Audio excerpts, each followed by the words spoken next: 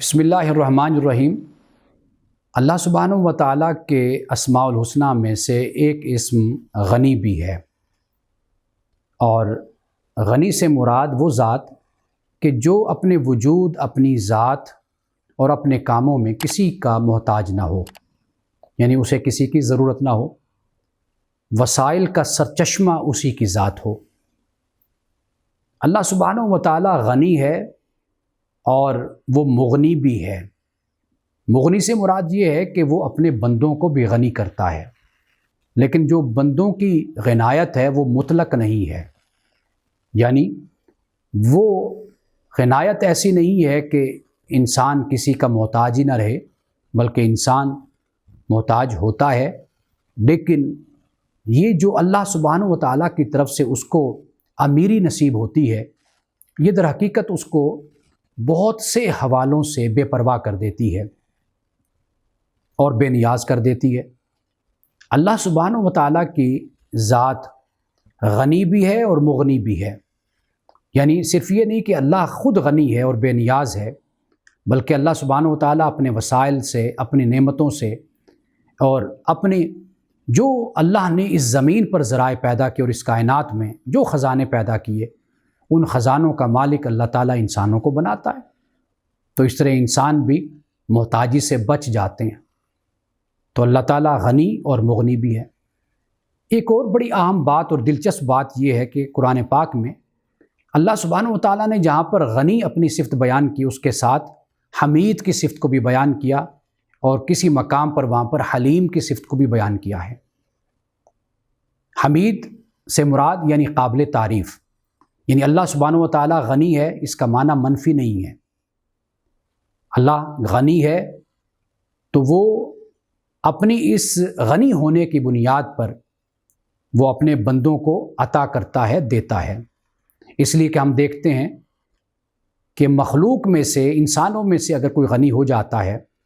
تو وہ دوسروں کو حقیر سمجھنا شروع ہو جاتا ہے، وہ ذرائع کو، وسائل کو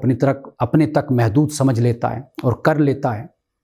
مخلوق خدا کے ساتھ بدسلوکی سے پیش آتا ہے، تکبر اور سرکشی کا انداز اختیار کرتا ہے۔ تو ایسا غنی قابل تعریف نہیں ہوتا۔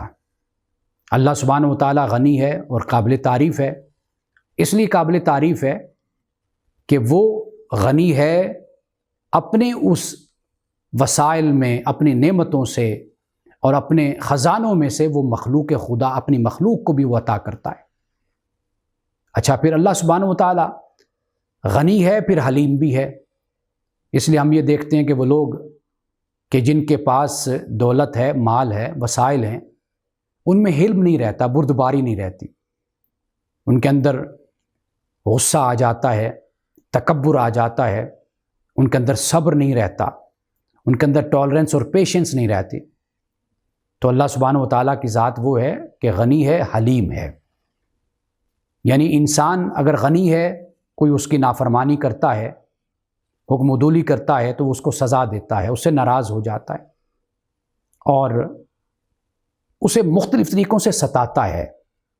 لیکن اللہ کی ذات وہ ہے کہ بندے اس کی نافرمانی بھی کرتے ہیں،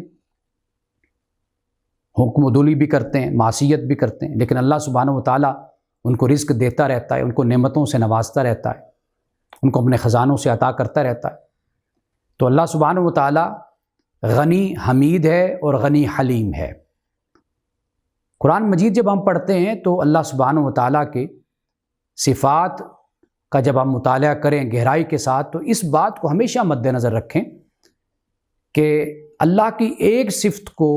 جدا کر کے بھی ہم پڑھ سکتے ہیں، لیکن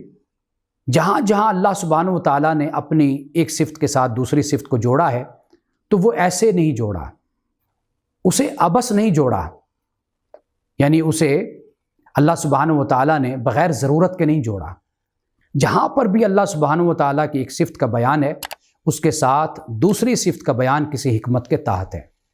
اس لیے قرآن پاک میں جب بھی جہاں بھی اللہ سبحانہ و تعالیٰ نے اپنی ایک صفت یا دو یا تین کو اکٹھے بیان کیا ہے، تو ہمیشہ ان کے باہمی تعلق کو سمجھنے کی کوشش کرنی چاہیے۔